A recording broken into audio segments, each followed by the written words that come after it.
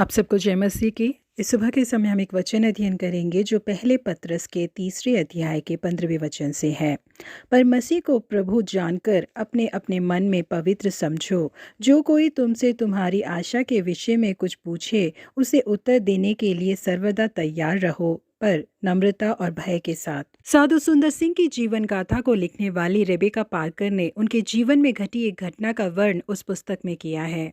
एक बार साधु सुंदर सिंह जिस घर पे ठहरे हुए थे वहां पर एक ऊंची जाति के व्यक्ति रात के 2 बजे उनसे मिलने के लिए पहुंचे जो मसीह को नहीं जानते थे। उस व्यक्ति ने उनसे कहा, मैं इतनी रात गए यहाँ पर इसीलिए आया हूँ कि दूसरा मुझे कोई देख न पाए, क्योंकि दिन की रोशनी में यहाँ आने से मुझे शर्म आ रही थी। मैं आपसे यीशु मसीह की राह पर चलना कैसे है करके जानना चाहता हूँ।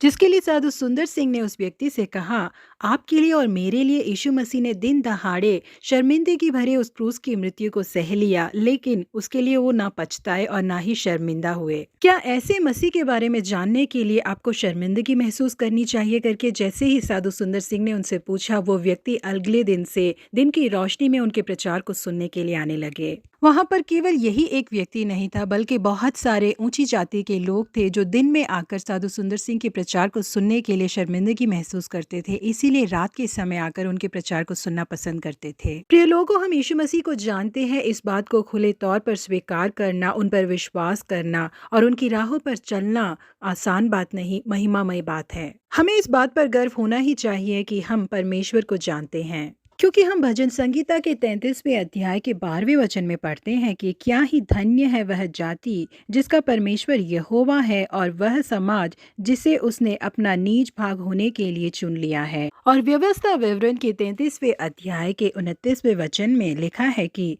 हे इज़राइल, तो क्या ही धन्य है। हे यहोवा से उद्धार पाई हुई प्रजा, तेरे तुल्य कौन है। वह तो तेरी सहायता के लिए ढाल और तेरे प्रताप के लिए तलवार है। जी हाँ प्रिय परमेश्वर के लोगों, हम जिस परमेश्वर की आराधना करते हैं वो बहुत ही बड़े हैं, बहुत ही पवित्र है, बहुत ही सामर्थ्यमय है। वही सारे ब्रह्मांड की रचना करने वाले परमेश्वर है। सारा सामर्थ उन्हीं के हाथों में है। उन्होंने पाताल को और शैतान को जीता है। ऐसे सर्वशक्तिमान परमेश्वर की आराधना करने वाले हमें उनके बारे में सोचकर शर्मिंदा होने की जरूरत नहीं है, क्योंकि यीशु मसीह ने कहा है कि जो कोई मनुष्य के सामने मुझे मान लेगा उसे मैं भी अपने स्वर्गीय पिता के सामने मान लूंगा, पर जो कोई मनुष्य के सामने मेरा इनकार करेगा उससे मैं भी अपने स्वर्गीय पिता के सामने इनकार करूंगा। जी हाँ प्रिय परमेश्वर के लोगों, हम जिस यीशु मसीह को जानते हैं वो बहुत ही महान है, इसलिए हम शर्मिंदा हुए बिना हिम्मत के साथ लोगों के सामने उनका अंगीकार करें। परमेश्वर हमें आदर देंगे और कई लोगों के सामने ऊंचा उठाएंगे। प्रभु आप सबों को आशीषित करे। Have a blessed day.